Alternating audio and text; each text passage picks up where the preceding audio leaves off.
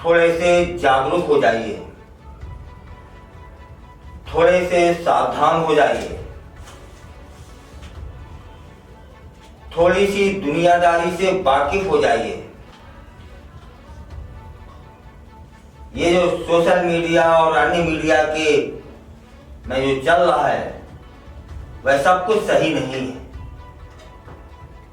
कहीं कुछ गड़बड़ है, कहीं कुछ गलत है। उस गलत में जब कोई लपेटे में आ जाता है तब इज्जत के साथ साथ पैसों से भी उसे हाथ धोना पड़ता है। नमस्कार, मैं कुलदीप अवस्थी।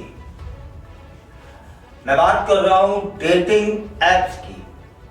ये ऐप चल रहा है ना, हर बिना ही जाने समझे सीधा क्लिक कर लेते हैं, डाउनलोड कर लेते हैं। थोड़ी सी समझदारी की आवश्यकता है। डेटिंग एप्स इस समय बहुत तेजी से बढ़ रहा है, लेकिन इसके साथ ही कुछ गंभीर समस्याएं भी सामने आ रही हैं। हाल ही में मुंबई में एक युवक डेटिंग ऐप पर मिली लड़की के साथ डेट पर जाने के बाद उसे 61,000 रुपए का बिल चुकाना पड़ा।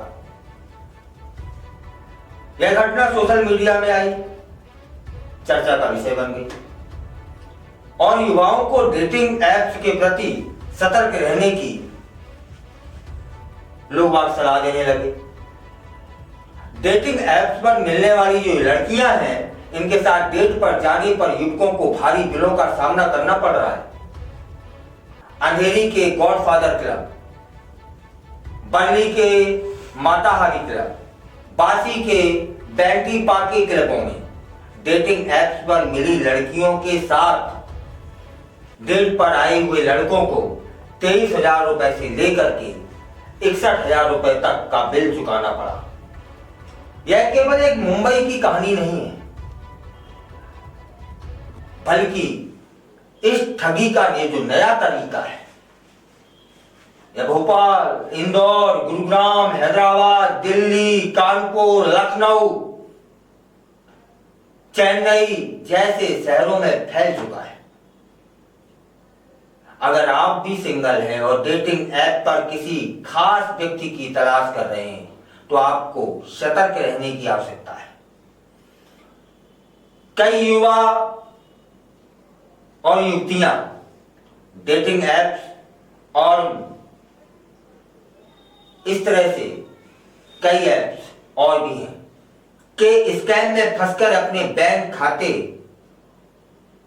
बिल्कुल खाली करवा चुके हैं। आप समझते हैं कि ये स्कैम होता कैसे है? लंबा चौड़ा बिल भरवाना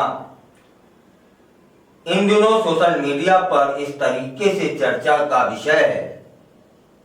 टिंडर और बम्बल जैसे डेटिंग ऐप्स पर मिली लड़कियां किसी तरह आपको डेट पर जाने के लिए राजी कर लेंगी। ये इतनी चालबाज होती हैं, या ये इस पे जो लड़के हैं वो भी चालबाज होते हैं। अपनी बातों के हुनर में इस कदर के फंसाते हैं कि इंसान बेबस हो जाता है उनकी बात को मानने के लिए। फिर ये किसी खास होटल या पब में चलने की जिद करते हैं। वहां जाने पर महंगी महंगी ड्रिंक, खाना और फायर शॉट जैसी चीजें ऑर्डर कर देंगे। आधे घंटे के अंदर ही हजारों का बिल बन चुका होता है, लेकिन इनकी बातों में, इनकी लच्छेदार बातों में, इनकी अदाओं में फंसा हुआ व्यक्ति तब तक नहीं समझ पाता। फिर क्या होता है? फिर बिल आने से पहले या थोड़ी देर बाद वह लड़का वह लड़की जो डेटिंग ऐप से मिले हैं, वॉशरूम जाने का या कुछ इमरजेंसी का बहाना बनाकर निकल जाएंगे। इसके बाद आपके सामने रखा होगा हजारों रुपयों का लंबा चौड़ा वही बिल।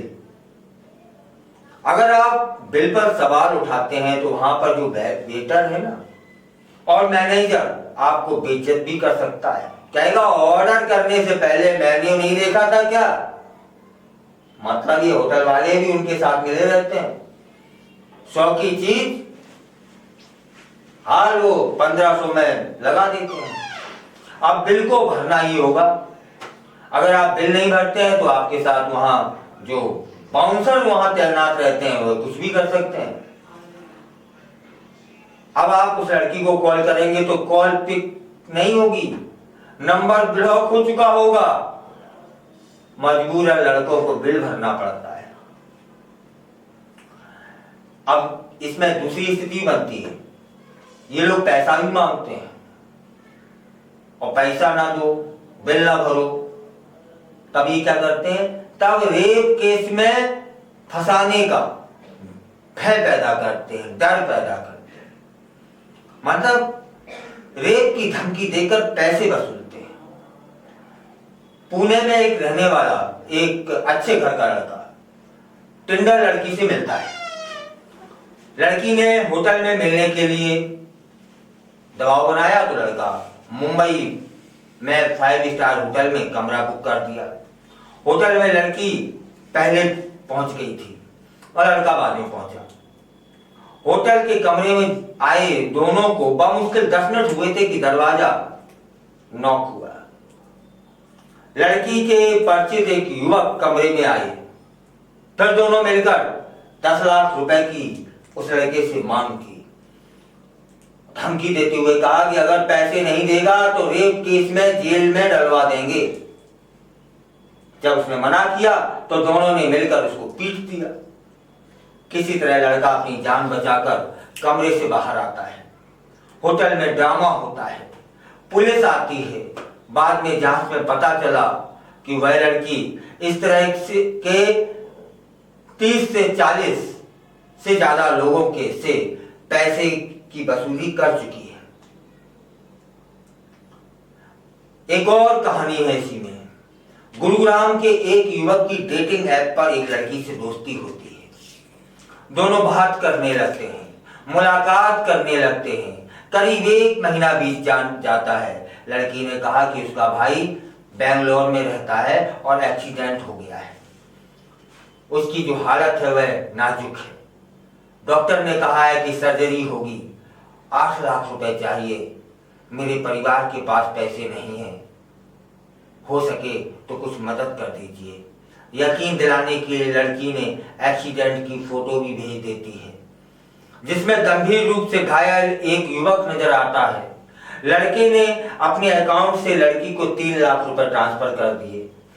उसके कुछ घंटे बाद पता चला कि लड़की ने उस युवक को हर जगह से ब्लॉक कर अपना नंबर भी बंद कर दिया। बाद में पता चला कि एक्सीडेंट की जो फोटो भेजी थी वो लड़की की तरह फ्रॉड फोटो थी।